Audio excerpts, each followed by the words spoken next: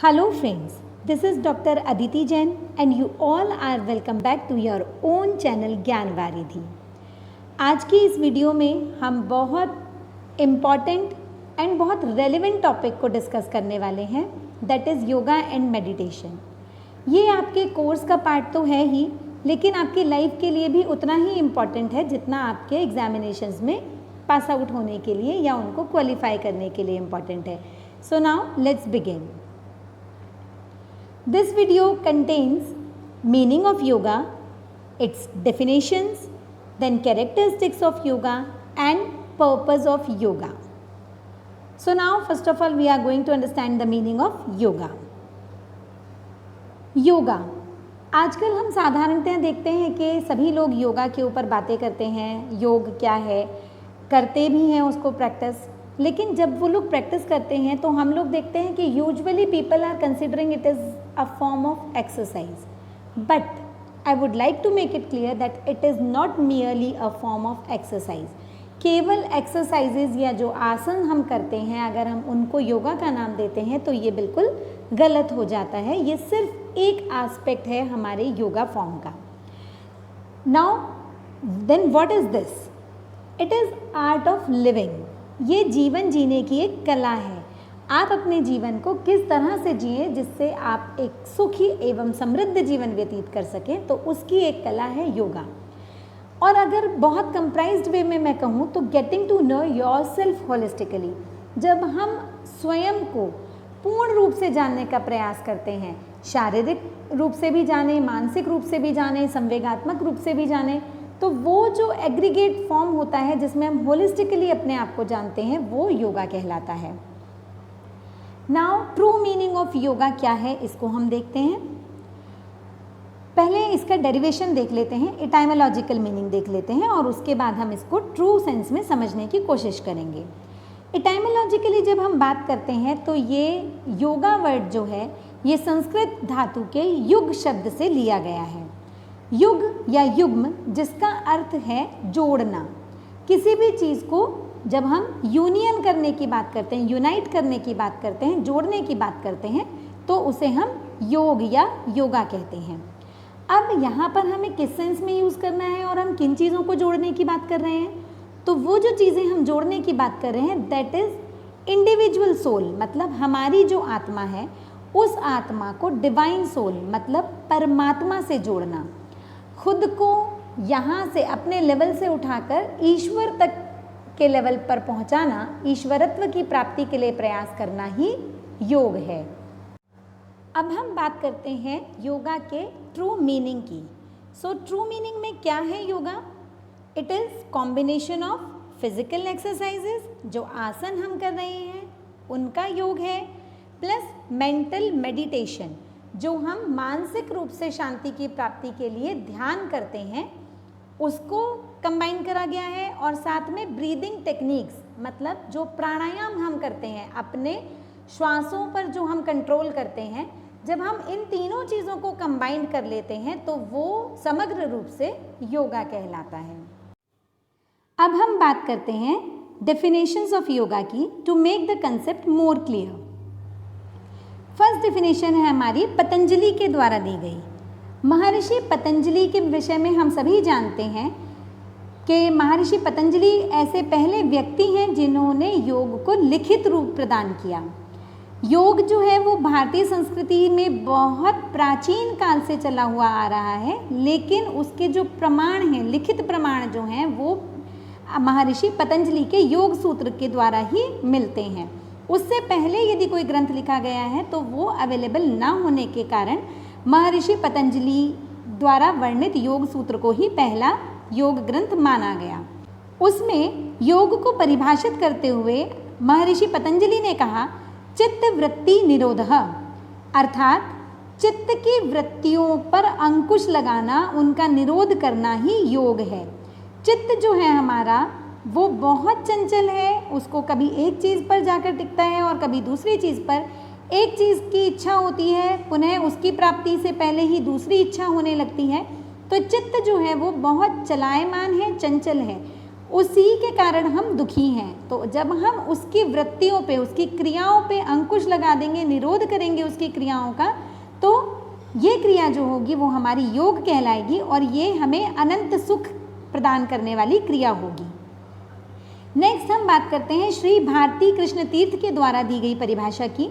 उन्होंने कहा कि oneness of man with God is known as yoga, अर्थात जो हमने पहले भी अभी डिस्कस किया है कि जब हमारी आत्मा का परमात्मा से मिलन हो जाता है तो वो प्रक्रिया जो है वो योग होती है। और तीसरी डेफिनेशन जो है हमारी यहाँ पर वो दी गई है महर्षि वेदव्यास के द्वारा। उन्होंने कहा कि yoga is attaining the poise, अर्थात योगा जो है वो संतुलन प्राप्त करने की एक प्रक्रिया है। अब किस चीज़ में संतुलन प्राप्त करना है?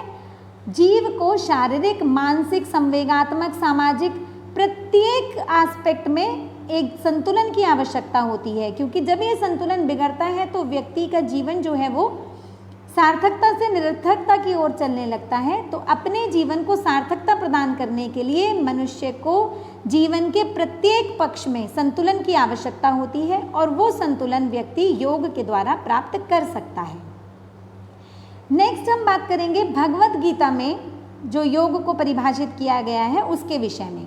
जैसा कि हम सभी जानते हैं कि भगवत गीता जो है वो हमारा प्राचीनतम ग्रंथ है जिसमें योग को डिफाइन किया गया है।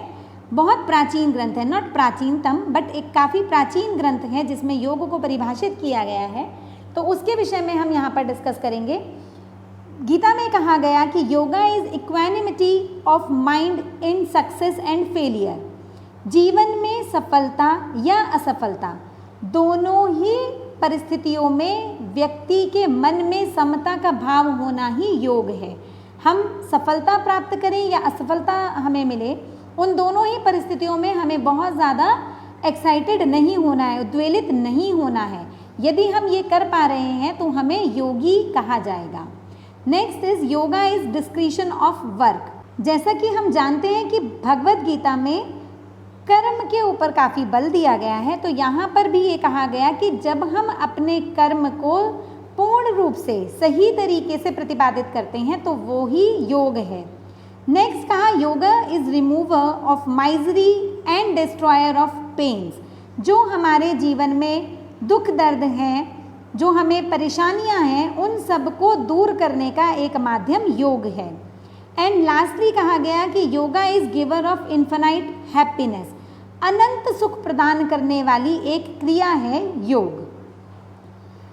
अब हम बात करेंगे योग की विशेषताओं की, कैरेक्टरिस्टिक्स ऑफ योगा।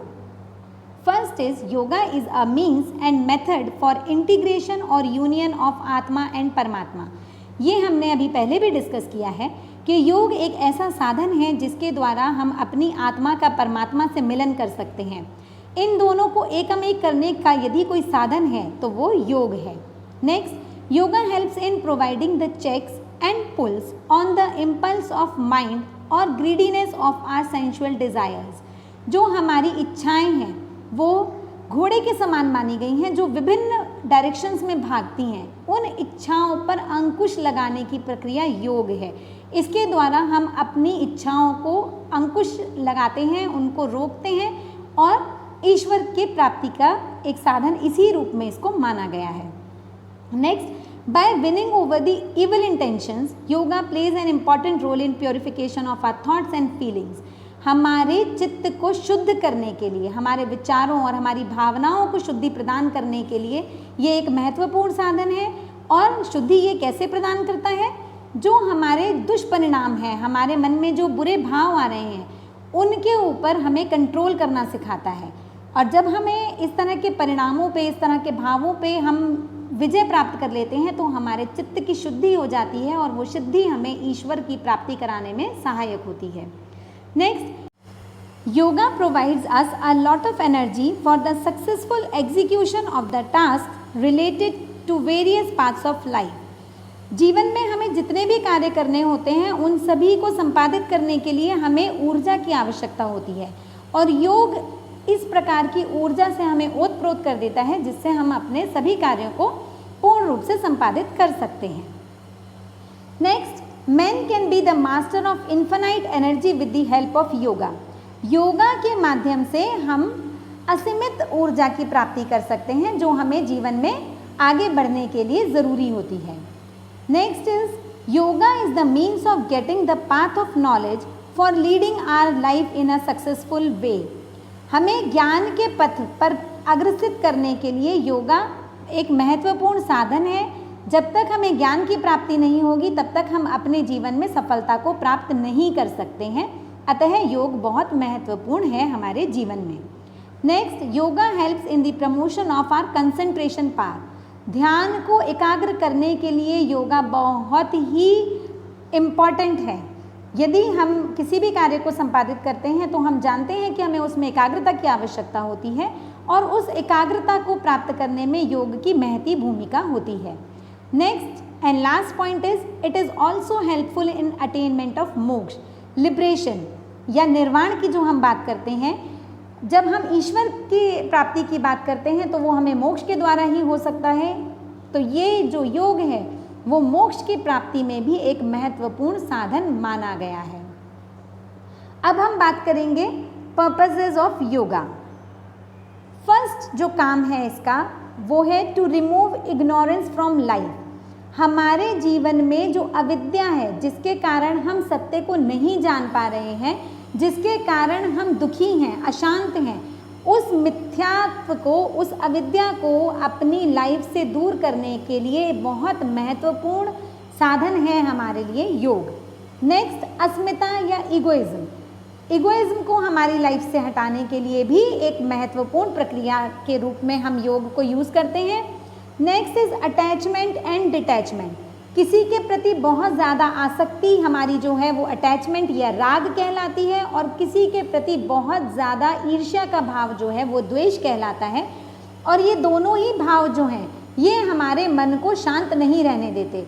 कभी हमें अगर किसी ऐसी वस्तु की प्राप्ति हो रही है जो हमें प्रिय नहीं है, अप्रिय वस्तु है, वो हमारे सामने है, तो हमें ईर्ष्या का भाव होता है, उसके कारण हम अशांत रहते हैं। और यदि कोई प्रिय वस्तु हमसे दूर चली जाती है, हमारी इष्ट वस्तु हमसे दूर चली जाती है, तो भी हमारे मस्तिष्क में विभिन्न प्रकार के भाव उत्पन्न होते हैं और वो अशांति का कारण बनते हैं।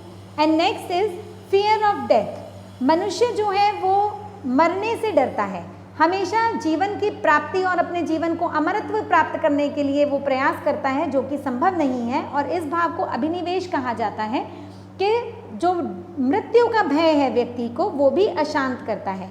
और योग जो है वो हमें इन पांचों ही क्लेशों से दूर करने के लिए एक महत्वपूर्ण साधन है। Next, to enter the state of highest consciousness that manifests in life as सत्य, बोध, ज्ञान, आनंद एंड प्रेम। जीवन में उस चेतनत्व को प्राप्त करने में सहायक है जिसके कारण हमारे जीवन में सत्य है, बोध है, ज्ञान है, आनंद है और प्रेम का भाव है। And last is awakening of real self. योग के द्वारा हम स्वयं को जागरूक कर सकते हैं, हम अपने वास्तविक स्वरूप को जान पाते हैं और उसकी जागरूकता का प्रयास कर पाते हैं। और जब हम जागरूक हो जाते हैं तो उस समय से हमारे जीवन में दुखों का अंत होने लगता है और आनंद का आगमन होने लगता है। सो आई होप ये कंसेप्ट आपको समझ में आया होगा। अब जो नेक्स्ट वीडियो हमारी होगी उसमें हम लोग elements of yoga, benefits of yoga and importance of yoga को डिस्कस करेंगे। तो be prepare for our next video. I hope ये वीडियो आपको पसंद आया होगा। अगर आपको मेरे वीडियोस पसंद आते हैं तो please like, subscribe and share my channel and please keep on commenting so that I may become aware what you people want from me, और मैं उसी तरह के प्रयास आगे कर सकती हूँ।